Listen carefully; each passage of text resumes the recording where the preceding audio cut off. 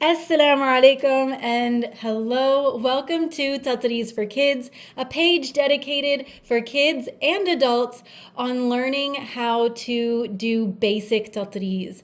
What makes Tatreez so different from your basic cross stitching is the motifs and the designs.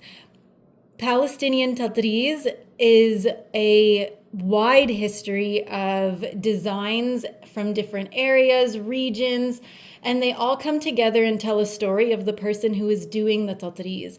These designs come from all over, and they are very special and sacred to different families and different parts of the country of Palestine.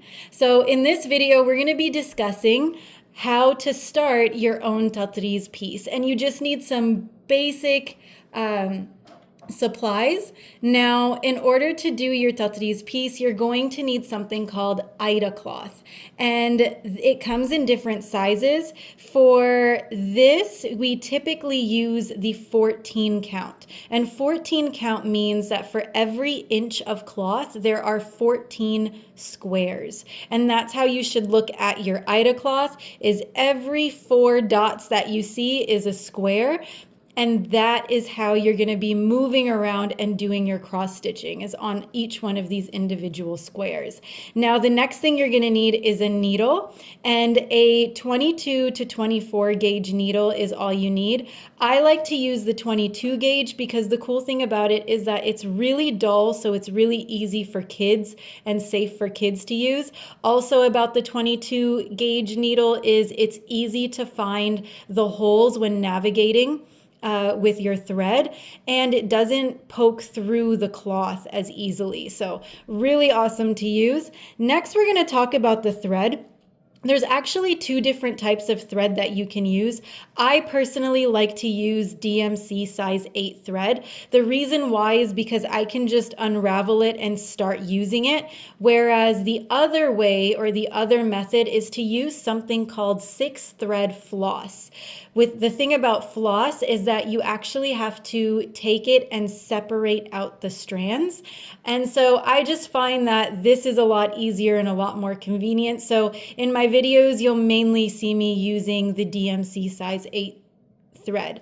When it comes to cutting your thread, it's really important to not get a piece that is too long or too short. Too short means that you're going to have to keep stopping and closing off your thread and starting it over again. Whereas if you get a piece that's too long, it begins to knot more frequently, and then also friction caused by going in and out of the Aida cloth will actually cause your thread to fray, and it won't look as polished. It'll kind of look worn out as you keep using it. So to keep a nice clean design, it's nice to use what I like to say just an arm's length of thread. So I have my thread right here, and we're going to go ahead and get started. So on one end of your thread, I like to take it and pinch the end.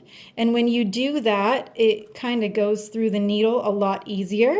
If it doesn't, you can always wet it with your mouth or with water. And I say that because a lot of kids are very sensitive to texture and they don't like to put it in their mouth. So that's totally okay. I like to make sure that there's at least 4 to 6 inches of thread inside my needle, and the reason for that is so that when I'm cross stitching, sometimes you end up pulling too hard and the string will actually leave the needle, and so that becomes annoying. So this way it keeps it nice. You don't worry about losing your string off of your thread.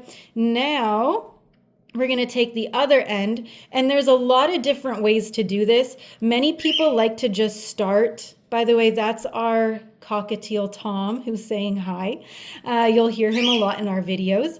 But this is, it's got many methods. One is to actually start cross stitching and to hold the piece in the back as you cross stitch until it can hold.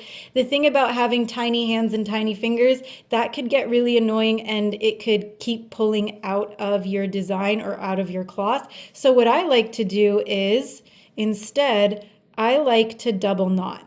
So the way that I do that is I loop it, fold the end over, and pull. And then to double knot it, what I'll do is I'll do the exact same thing, but I'm going to make sure that my knot is at the top of my loop. And when I do that and pop that through, and there we go. And there's my double knot. Now, if you ever do this and it does not land on top of your previous knot, then you just do the same step a third time and it'll land on top of it. So now that we have our knot, we are ready to begin. What you're going to do to know where to start on your Ida cloth is you're going to fold it horizontally from top to bottom, and then we're going to fold it vertically left to right.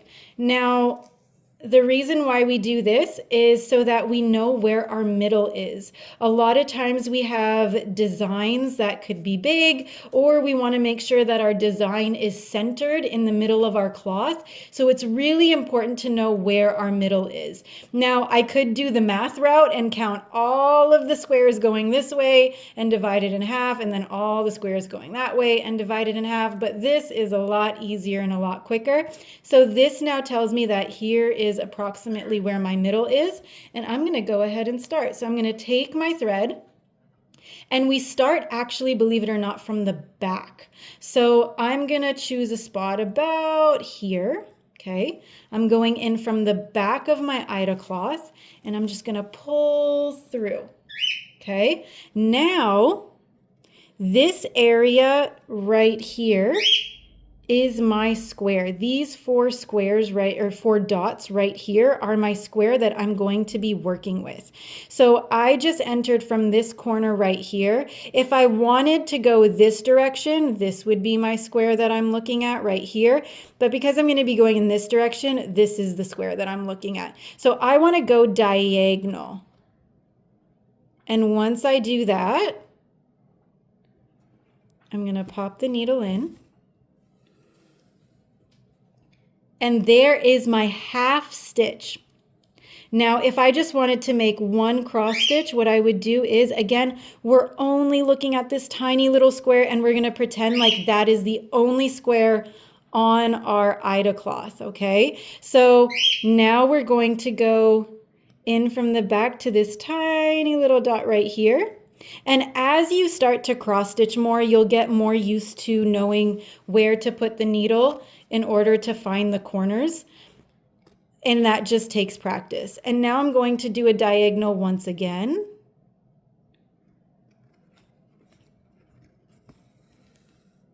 And there we have our very first cross stitch. This is one single cross stitch. There are different methods to cross stitching that we're going to go over in another video. And most of our videos are going to be using what we call a running stitch. I have a piece, believe it or not, right here. I'm working on the bookmark from DIY Palestine, and I just finished my row right here. So this was how to start it, and I'm going to show you guys how to end it. So to end it, as you can see, I'm coming really close to the end of my thread. So what I'm going to do is now that I'm done my row, in the back, and this is a running stitch pattern, what I'm going to do is I'm going to make sure I got enough string in there. As you can see, my string is running out. And I ended right there. All I'm going to do to finish is to just pop it through 2 or 3 stitches without going through the cloth, and I'm just going to pull it through. Once you do that, that string is now securely in that space, and you can take a piece of scissors and cut it. Just make sure not to cut any of the other stitches. And this is how you start, and that's how you finish. In the next videos, there will be instructions on how to do a running stitch, how to do a diagonal stitch, and how to do a vertical. So we've got our vertical, our diagonal, and we have our basic just horizontal running stitch. So see you in the next videos. Really excited to have you guys here, and have a good one.